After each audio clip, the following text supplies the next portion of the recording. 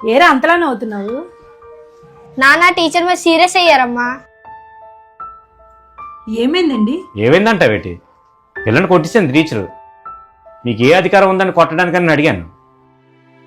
ఏదో క్లాస్లో పిల్లని కొట్టాడంట, దానికే కొట్టించింది టీచరు. ఎందుకు కొట్టావు? పెన్నం లేదని మూతి మీద గుద్దాను. వీడి చేసిన పని ఏంటండి? అయితే కొట్టేస్తారా? ఆడు మొన్న హోంవర్క్ చేయకపోతే మీ చేతి వేళ ఆడు బీపుకు అంటుకున్నట్టు కొట్టారు కదా, మరి దేనికి కొట్టారు? వీడు సరిగ్గా చదవలేదని మీరు కొట్టచ్చు, తన స్టూడెంట్ తప్పుదారిలో వెళ్ళకూడదని ఒక టీచర్ మందలించకూడదా?